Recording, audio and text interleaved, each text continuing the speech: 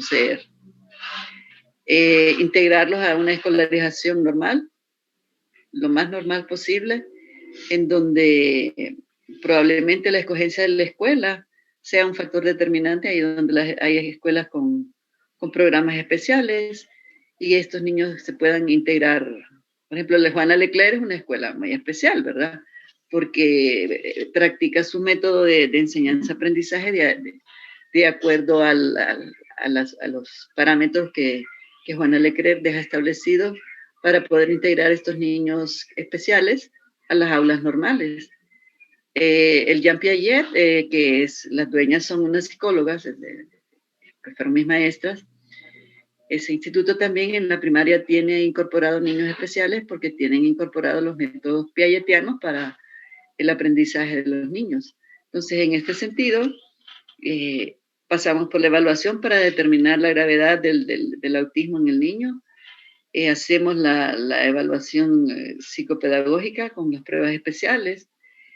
Promovemos la integración de los niños autistas a la escolarización normal y poner los programas especiales en casa para la corrección de aquellas disfuncionalidades sociales y afectivas que pueden manifestarse y que necesitan enseñanza especial. Entonces se diseñan programas de refuerzo, programas de adaptación especiales de acuerdo a las disfuncionalidades particularizadas de cada uno de estos niños. De ahí habíamos iniciado la visualización del otro trastorno,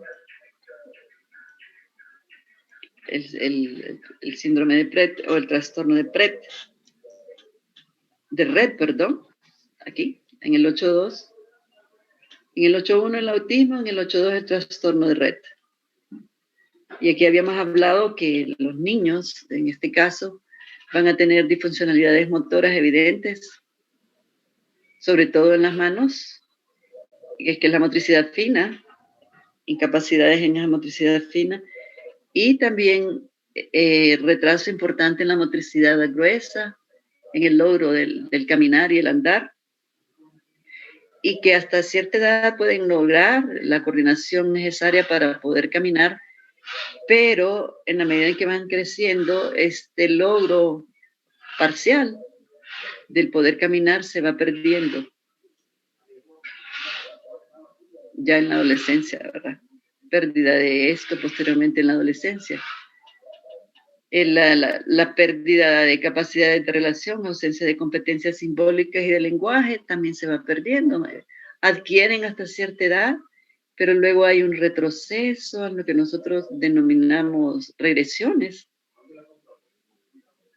en donde han habido ciertos logros en el trastorno de Rett hasta cierta edad, y logros parciales, ¿verdad? Del dominio, del poder caminar y del manejar las manos, pero que luego, en la medida en que se va llegando o entrando a la adolescencia, se regresionan y se pierden.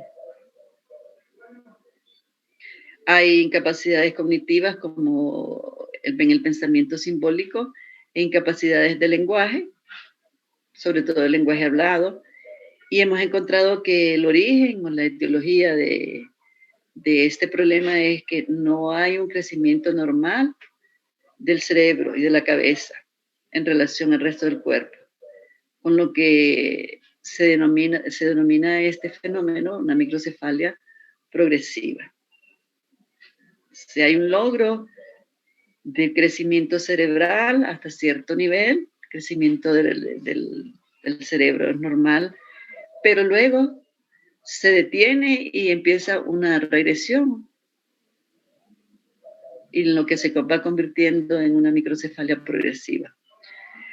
Tienen alteración de patrones respiratorios alterados, en donde hay hiperventilación o hipoventilación, y ausencia de relación con objetos. El pronóstico es bastante pobre a largo plazo.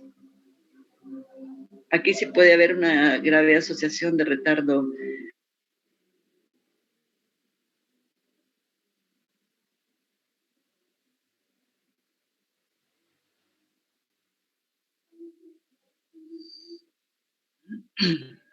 normales. Hay ciertos trastornos del desarrollo en donde los niños están condenados a eso, a no poder incorporarse a la educación formal normal. Entonces, el trastorno de red es uno de ellos, porque hay involución, hay regresión y hay en lo que en neuroanatomía y neurología se consideraría como reducción de la masa encefálica con crecimiento impropio y muy poco de lo que es la masa cerebral y por ende de la cabeza. Microcefalia progresiva.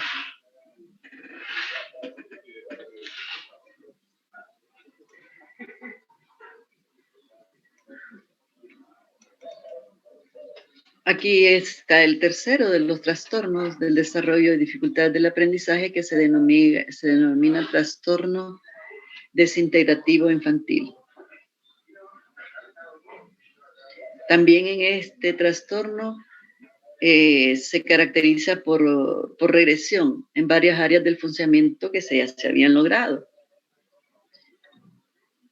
Después de 2 años de desarrollo normal, aparece este trastorno desintegrativo infantil. O sea que los primeros 2 años del desarrollo parecieran normal y luego pareciera detenerse y empezar a involucionar y a tener características regresivas, que lo logrado se va perdiendo. También es conocido como síndrome de Edler o psicosis desintegrativa.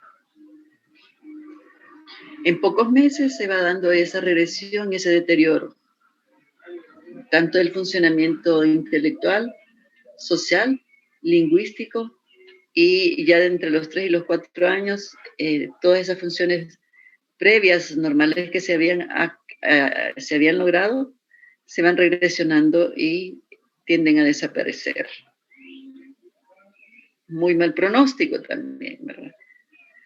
Porque todavía dentro de los factores etiológicos se desconoce las causas específicas, pero sabemos que está asociado a patologías neurológicas de regresión en el crecimiento del cerebro, en donde se va perdiendo las capacidades sinápticas, las sinapsis logradas se pierden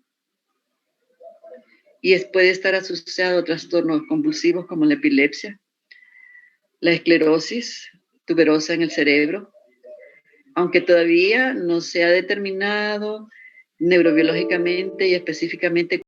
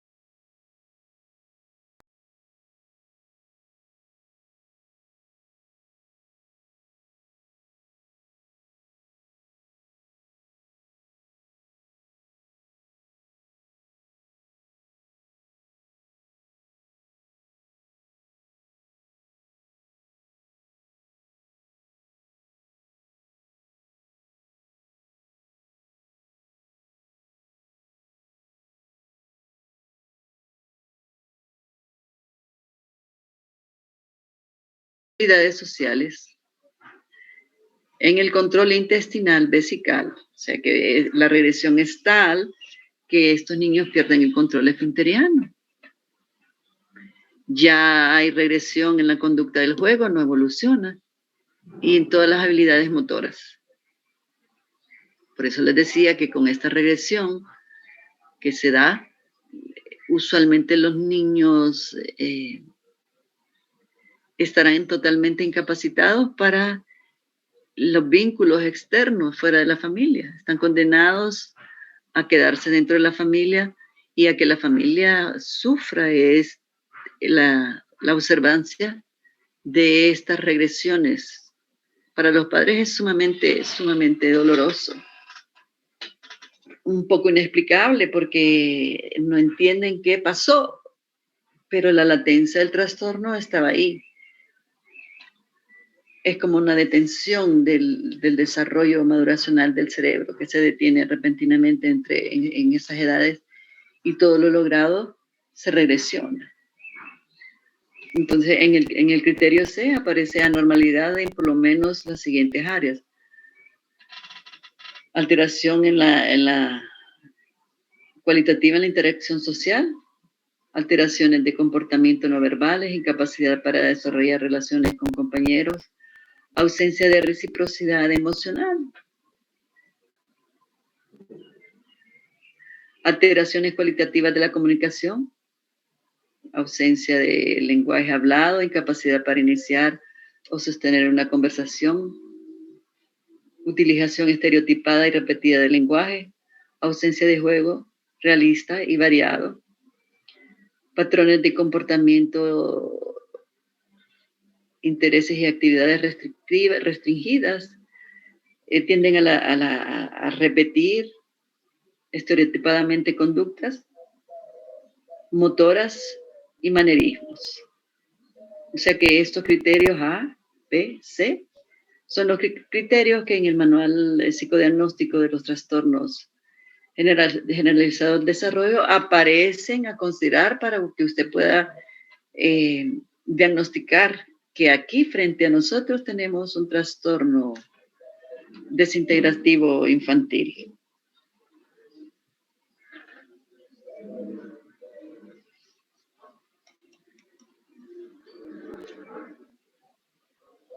Entonces, ¿qué lo hace diferente de los dos trastornos anteriores, del autismo y del RED? Difiere porque la aparición es en distintos momentos del tiempo. El curso también es distinto porque aquí en el trastorno desintegrativo se va perdiendo lo logrado. Al contrario del trastorno autista, existe un periodo temprano de desarrollo normal en ellos. Una pregunta, ¿el Asperger? El Asperger. Sí, es lo mismo que el autismo. No, tiene características sintomáticas ligeramente distintas. Por eso en el diagnóstico diferencial infantil de los trastornos del desarrollo generalizado tenemos que ser puntuales.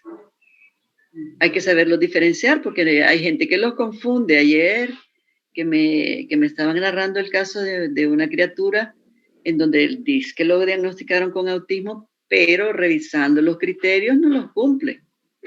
No todos los criterios no los cumple. Cumple muy pocos criterios del trastorno autista. Con lo que yo ayer me quedé con la duda de que este niño, a saber si no es autismo, y más sería Asperger, que ya lo vamos a ver, ya lo vamos a ver para que lo puedan diferenciar. En este caso, el desintegrativo infantil es eso, logra conductas normales hasta cierta edad, pero luego se detienen y empiezan progresivamente a perderse, a deteriorarse. En cambio, en el autismo se detecta a los 3 meses, hablábamos ayer, ya el niño podemos detectar que no fija la mirada y que tiene ciertas conductas ya desde inicio temprano. Aquí podemos observar que los niños han desarrollado normalmente su adaptación conductual en todos los sentidos, motores, los logros motores, del aprendizaje, de los vínculos sociales, pero se detienen y empiezan a regresionar, a perderse los logros, lo que no ocurre en el autismo. Allá aparece tempranamente los síntomas, a los meses, aquí empiezan a aparecer entre los 3 y los 4 años y a perderse los logros. Por eso dice, en el desintegrativo infantil hay un deterioro muy marcado de las capacidades obtenidas anteriormente, antes de los 3, 4 años. Y el deterioro es de una manera rápida.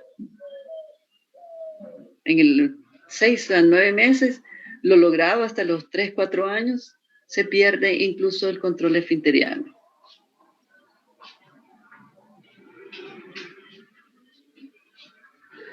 En el RET el deterioro ocurre más precozmente, más tempranamente, antes de los 3, 4 años. Y las manifestaciones más son de los logros motores, del dominio de las manos, de las piernas, que imposibilitan al niño, ¿verdad? La locomoción y el manejo motor fino y grueso. En el RET está más comprometido el desarrollo motor. En el trastorno desintegrativo infantil, no solamente el desarrollo motor, sino que lo logrado a nivel de las cogniciones, a nivel afectivo emocional y a nivel de los logros sociales que el niño ha tenido hasta los 3, 4 años, se detienen, se deterioran y se regresionan. Si a mí me preguntan cuál de los 3 trastornos es mucho más grave, yo diría que el desintegrativo infantil. Porque los familiares, la familia ve crecer hasta cierta edad a los niños de una manera normal, con todos los logros que se necesitan. Motores, cognitivos, de lenguaje, afectivos, emocionales, los logros sociales, y de repente en el trastorno desintegrativo se detiene. Y los logros que se habían logrado ahí no se mantienen, sino que se van perdiendo progresivamente. Y Blanca, dígame. El trastorno de Rett, una de sus características es que solo le da a las niñas, no le da a los niños varones, porque es una mutación de un síndrome. De uno de los cromosomas. Lo que pasa es que no pude encontrar el cromosoma que está implicado en las niñas. Y no es hereditario, sino que es una mutación de uno de los cromosomas. En el punto evolutivo después del nacimiento. Sí. Que por eso dicen que puede obedecer a factores psicosociales de graves estresores que lo hacen que se dispare. Así es. Como los niños que son sometidos a las consultas médicas con demasiada frecuencia, que son llevados al doctor por algunas enfermedades. Por ejemplo, los niños a veces tienden a padecer mucho de amigdalitis, de enfermedades respiratorias que hacen que los padres los lleven con mucha frecuencia a las consultas médicas. Esos factores psicosociales de estrés parecieran disparar un poco el trastorno. Pero la verdad es que desde el punto de vista neurológico nos tienen bien establecidos la etiología, era lo que les decía yo a los muchachos hace un rato, de que no se sabe exactamente qué cromosomas son los que están implicados. Sí, de hecho yo llevé una clase de mi maestría sobre tipos de enfermedades, de trastornos, ¿verdad?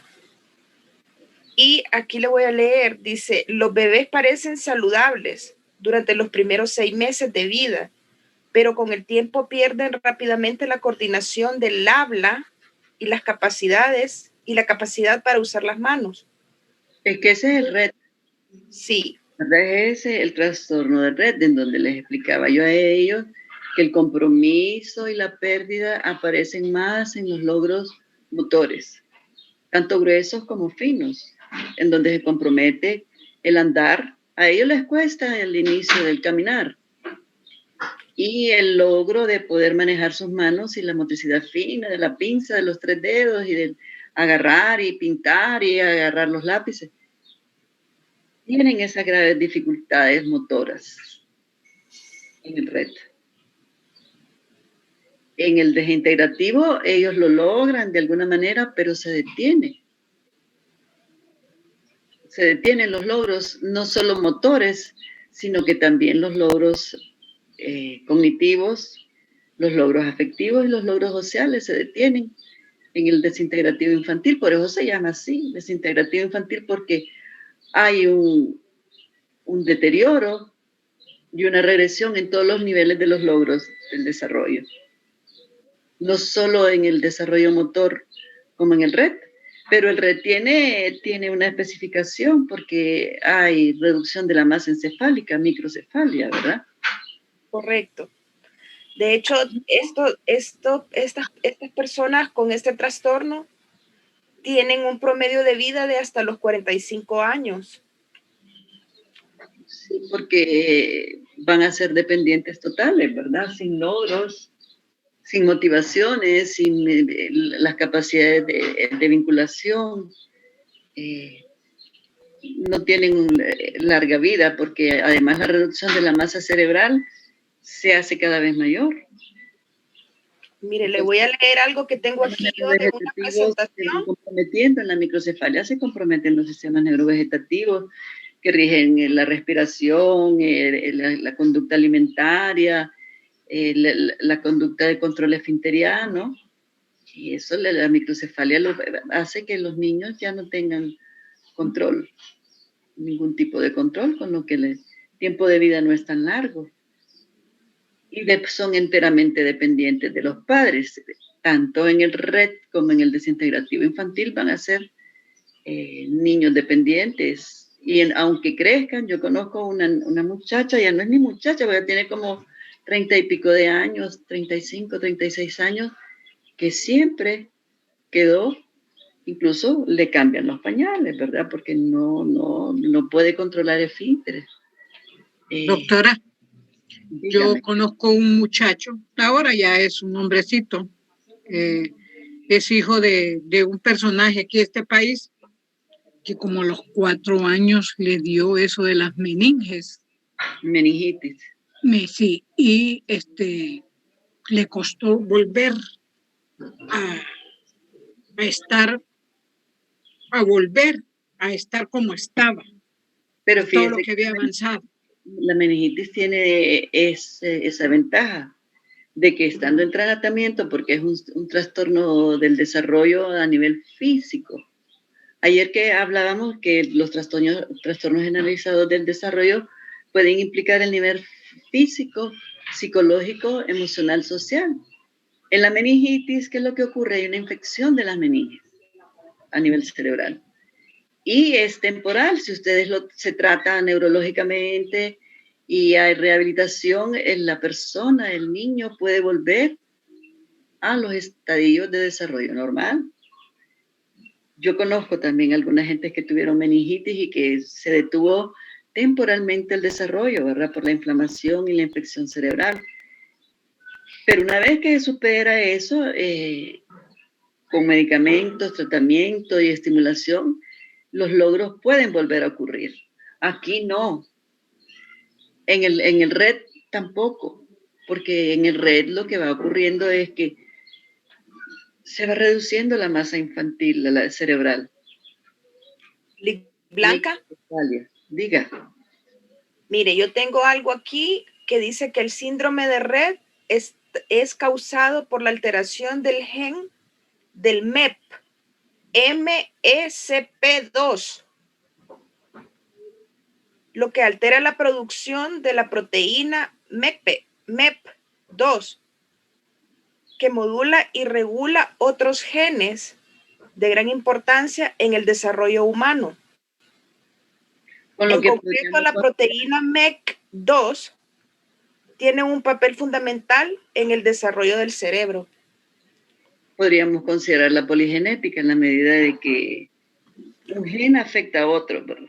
Y no deja Claro. que el desarrollo normal de la masa encefálica, con lo que estamos hablando de estructuras moleculares de la psicofisiología, donde moléculas específicas hacen que aparezcan estos trastornos generalizados del desarrollo y que la madurez del cerebro no se dé. Entonces, Red lo caracteriza eso. El niño nace con ciertas características y luego a los 3 meses se manifiesta esa reducción y el crecimiento de la cabeza es mínimo en relación al cuerpo. Lo encontramos. Hubo un caso famoso en el materno infantil de un niño con microcefalia, la cabecita pequeñita en relación al cuerpo. Entonces, ¿qué indica eso? De que el crecimiento de la masa cerebral, de los lóbulos, que es el primer cerebro, el segundo cerebro, no se van a dar. Del Red tiene esa característica de que no hay desarrollo de lo que serían las estructuras cerebrales y el niño tiene microcefalia. En contraposición a la macrocefalia, ¿verdad? En donde la cabeza crece grandemente porque hay ensanchamiento del líquido encefalorraquídeo a nivel del cerebro. A estos niños usualmente los operan y les ponen válvulas para drenar el líquido que hace que los ventrículos estén aumentados y no dejen crecer la masa cerebral y se drenan. He conocido niños en donde son operados, tienen un dreno que hace que el líquido salga mediante las operaciones de los neurocirujanos y que así el cerebro tenga la posibilidad de crecer y no sea el líquido encefalorraquídeo de los ventrículos el que haga que la cabeza se engrandezca y vaya reduciendo el crecimiento de la masa encefálica.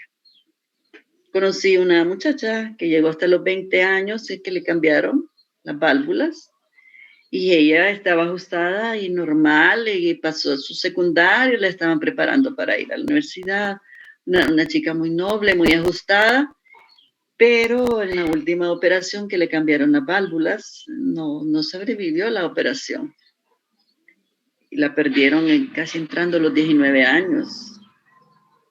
Por ese problema de hidrocefalia que hace que tengan unas cabezas grandes. En el Red es lo contrario, ¿verdad? Hay una reducción de la masa cerebral que no permite que crezca todos los lóbulos. Y ya sabemos los logros que cada uno de los lóbulos nos permiten.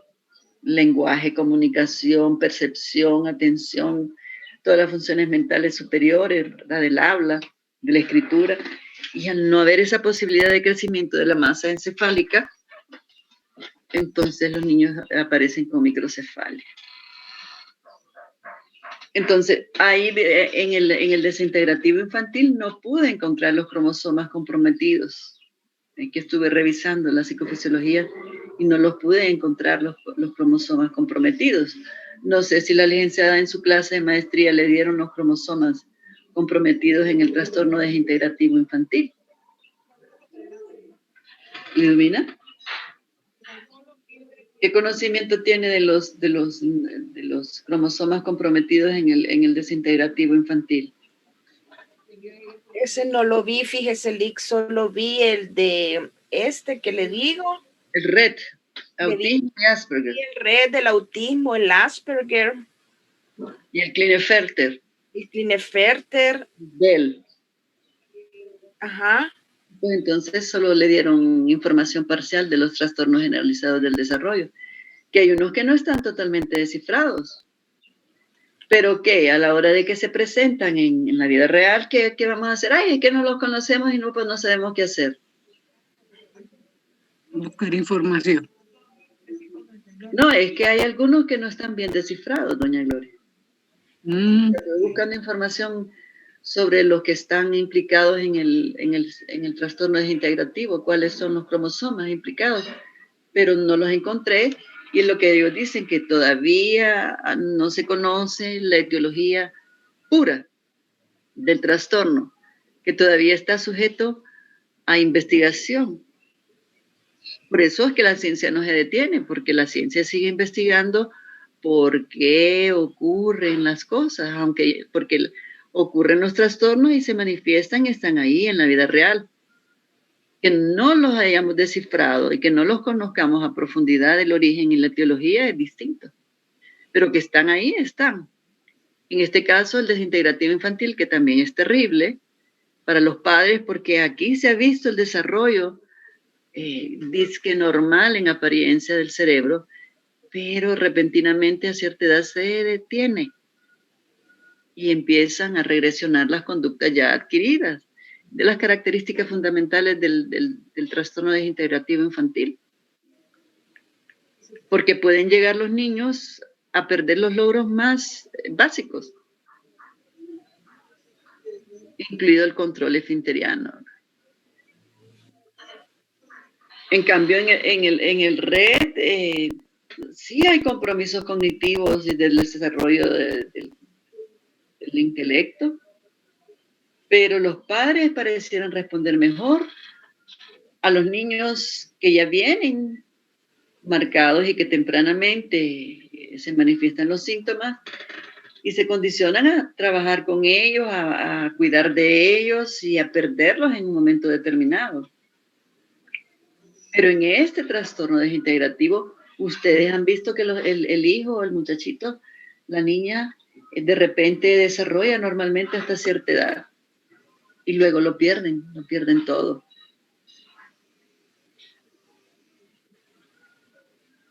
Hay ciertos síndromes, ciertos trastornos infantiles que todavía el pronóstico no lo sabemos. En este caso el pronóstico es desfavorable.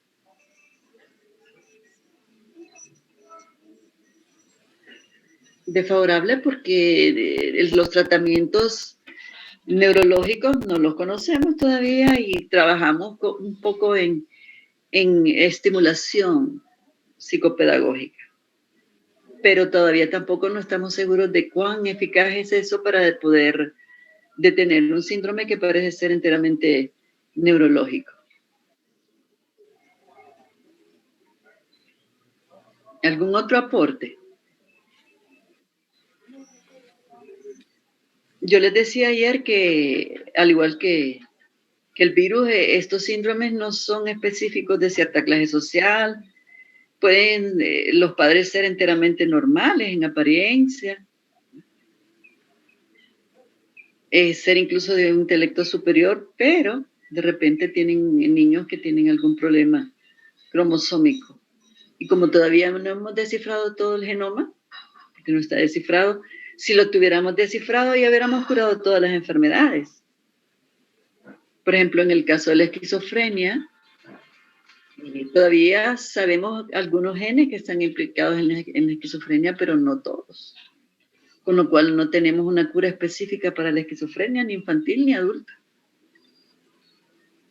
Nos aproximamos con ciertos medicamentos y con ciertos tratamientos, pero al no conocer la etiología neurológica del todo, entonces solo son tratamientos aproximativos.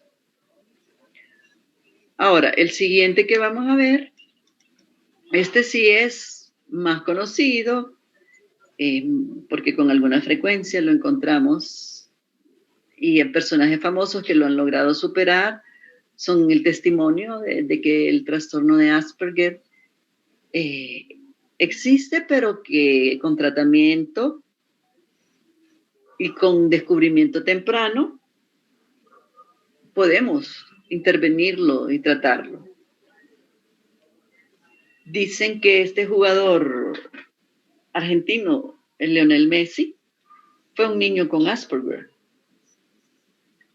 y que su familia logró detectar las características del desarrollo anómalas tempranamente en él y lo sacaron desde muy temprano, desde muy niño, fuera de la Argentina para ponerlo en tratamiento. Tengo entendido que fue por la estatura, no el crecimiento. No lograba aumentar, Sí. ¿verdad? Pero por eso él tiene un gran agradecimiento al Barcelona porque fue quien me ayudó con la inyección. Sí, con el tratamiento. Sí, fue diagnosticado hasta los 8 años como Asperger. Que fue cuando la madre se preocupó por ofrecer las mejores formas de tratamiento conocidas, ¿verdad? Pero si ustedes lo miran, él cuando en su expresión afectiva emocional, él no es tan expresivo como los otros. Cuando mete sus goles, hay veces que ni se queda ahí como impávido. Sí, como que no, la manifestación de la euforia y la alegría en él no es tan grande, ¿verdad? Porque todavía quedan lo que nosotros conocemos como síntomas residuales. Pero el autista, al igual que el autista, el Asperger puede tener características especiales, habilidades extraordinarias, como él ha demostrado a nivel de la coordinación motora, ¿verdad? Porque cómo se maneja él en lo que es la locomoción y el uso de sus piernas y el pensamiento estratégico para manejarse dentro de los espacios, en la cancha.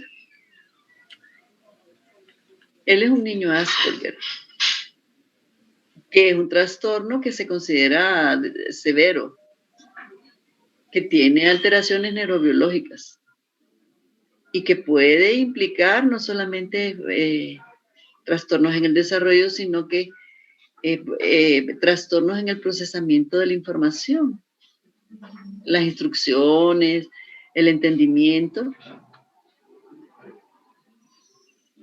Pueden presentar una inteligencia normal o incluso superior a la media, pero tienen un estilo cognitivo particular y con habilidades especiales en áreas restringidas. En él, sus habilidades especiales las desarrolló en las áreas motoras, con lo que los supuestos es que el lóbulo parietal en él es de alta concentración sináptica para todo eso que hace en el manejo de lo que es la locomoción, el motor fino, cómo lo maneja.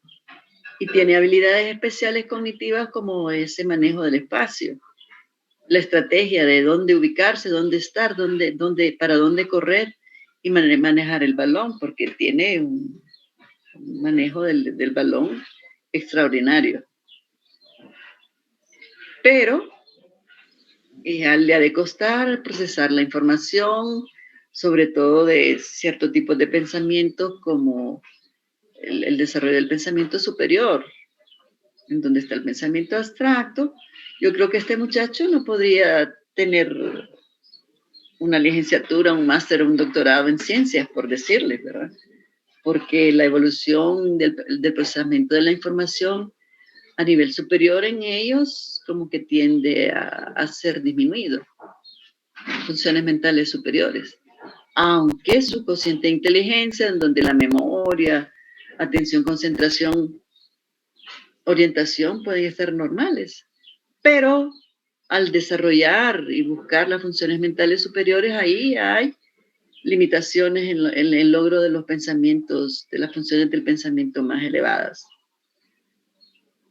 Pensamiento metodológico, el pensamiento abstracto, el pensamiento analítico, el pensamiento científico.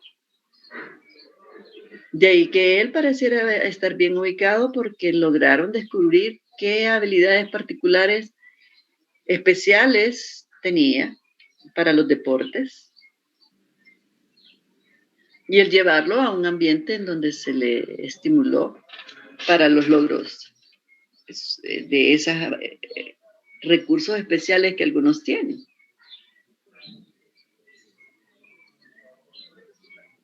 Hay algunos que tienen una memoria fotográfica, un espectáculo, ¿verdad? Pero cuando ustedes los ponen a la abstracción y a la síntesis, no funciona.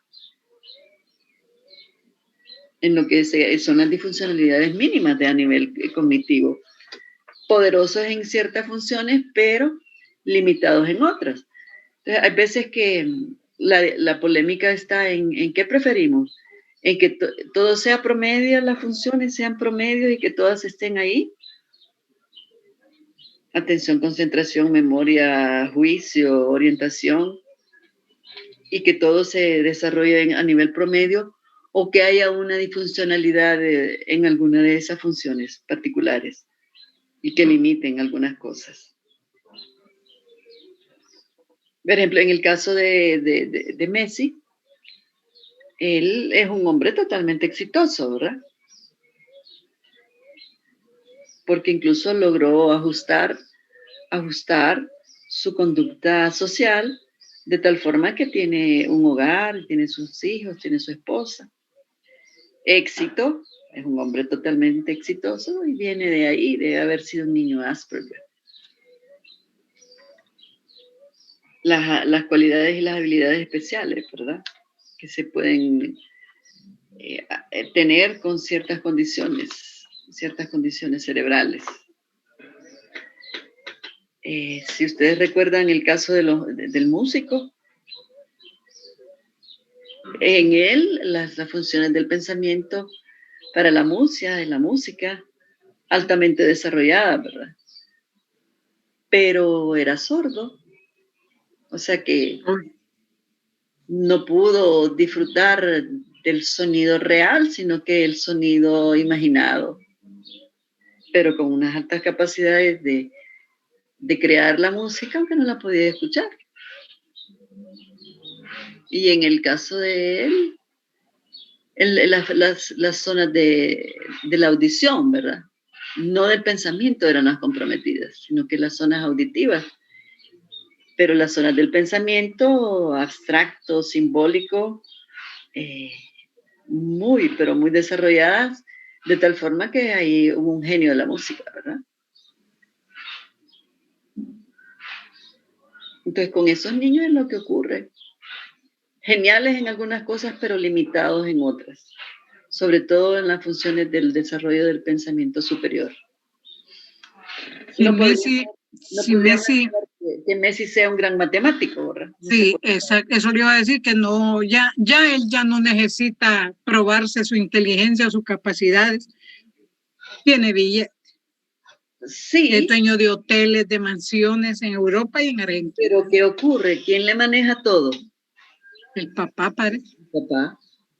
O sea que los cálculos de lo que posee, incluso para negociar sus contratos y sus salarios, porque el pensamiento superior en él, de las funciones mentales superiores, la abstracción, la síntesis, el cálculo, creo que a él no le funcionan normalmente, están disminuidas, pero sí tiene las habilidades motoras, espaciales, físicas, para poder haberse desarrollado de esa forma, ¿verdad? Él es un caso muy particular.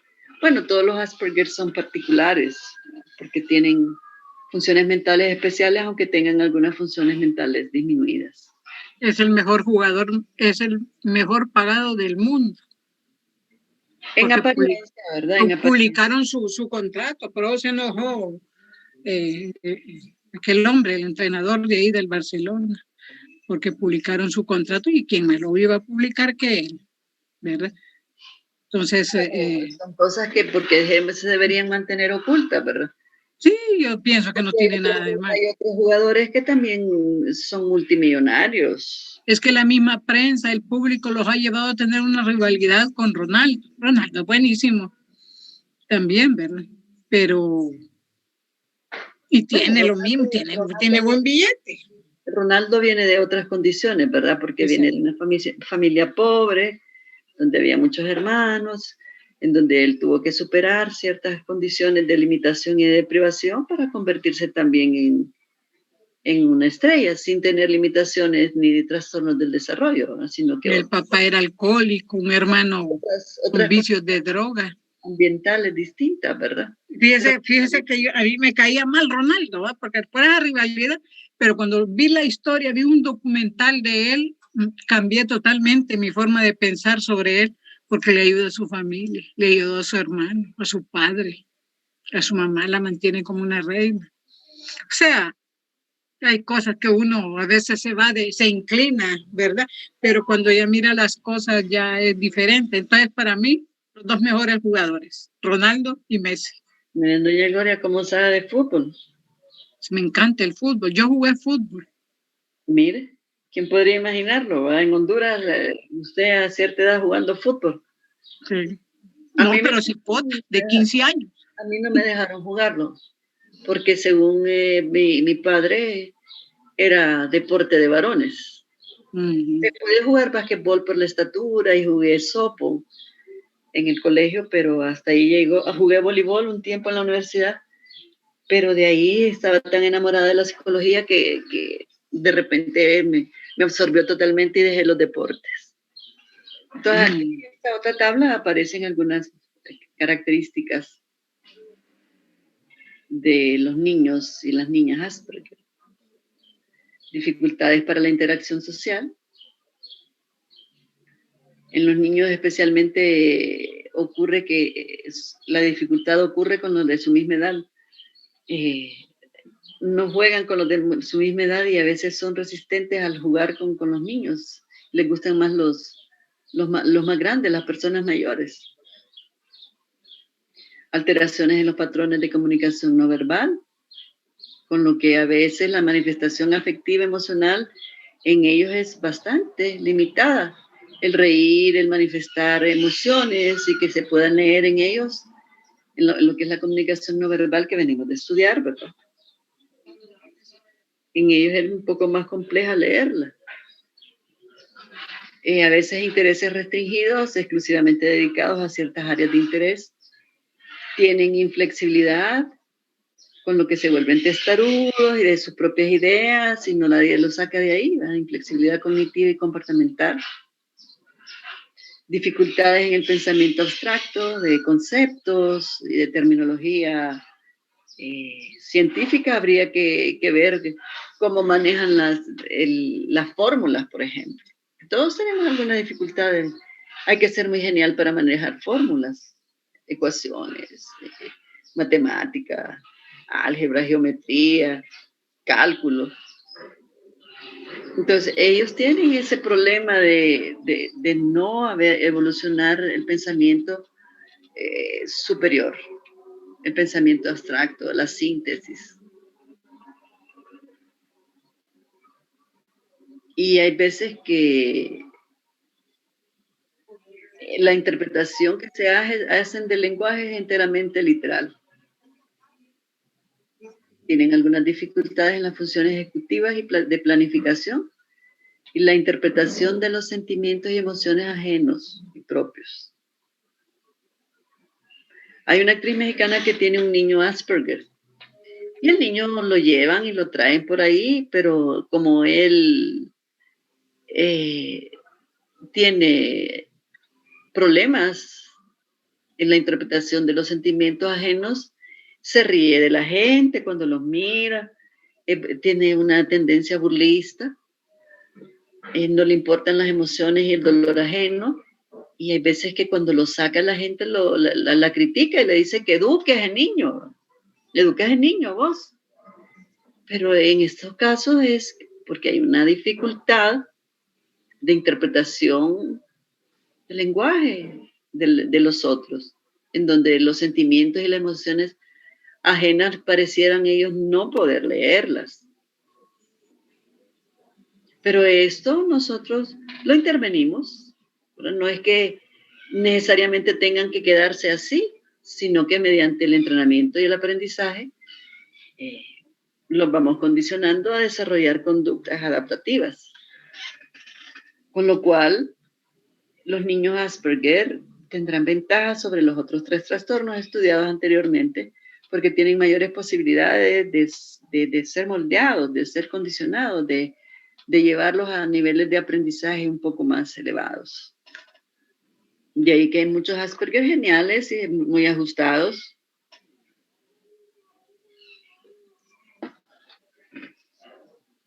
Pero tendrán que ser sometidos a tratamiento.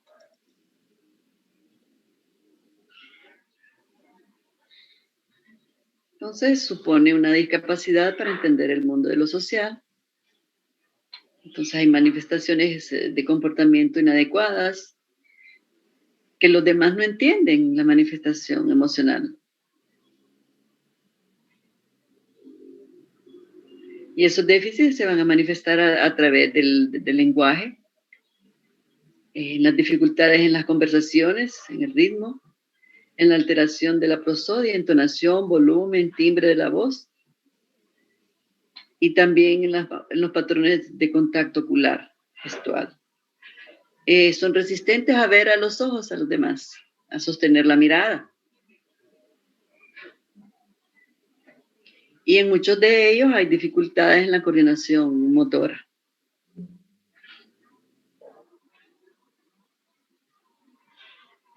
Sin embargo, les digo yo de que ellos tienen mejor pronóstico que los 3 trastornos anteriores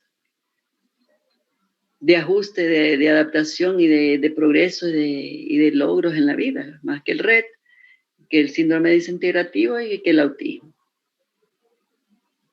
Me voy a detener ahí porque es un poquito más allá de la hora incluso, ¿verdad?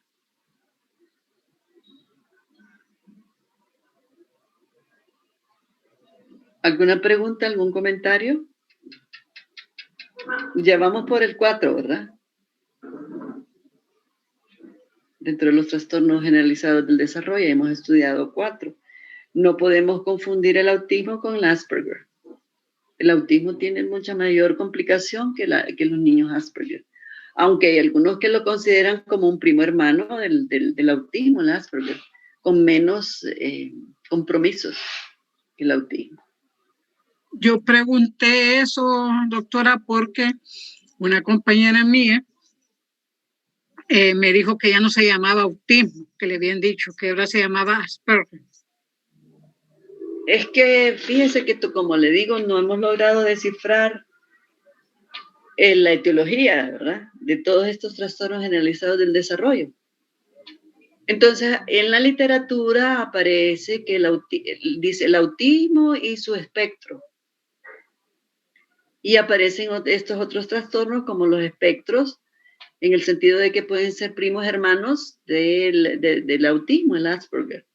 Pero claro, a nivel del psicodiagnóstico hay que saberlos diferenciar. De ahí que, por ejemplo, en el caso de ustedes, las mediciones y la medición 1 y 2, tienen que aprenderla muy bien porque van a tener que aprender a diferenciar desde el punto de vista psicodiagnóstico qué es uno y qué es el otro. Por síntomas, no por etiología, porque la etiología aún todavía no está bien descifrada. Todavía está en estudio. Pero las imágenes computarizadas nos van a ir diciendo y nos van a ir dilucidando, y los estudios psicofisiológicos y biológicos nos van a ir dilucidando cuáles son estrictamente los compromisos neuronales, neuroanatómicos, psicofisiológicos que hacen que estos trastornos generalizados del desarrollo aparezcan. Una vez que hayamos avanzado hasta allá, podremos tener mejores posibilidades de cura y de intervención.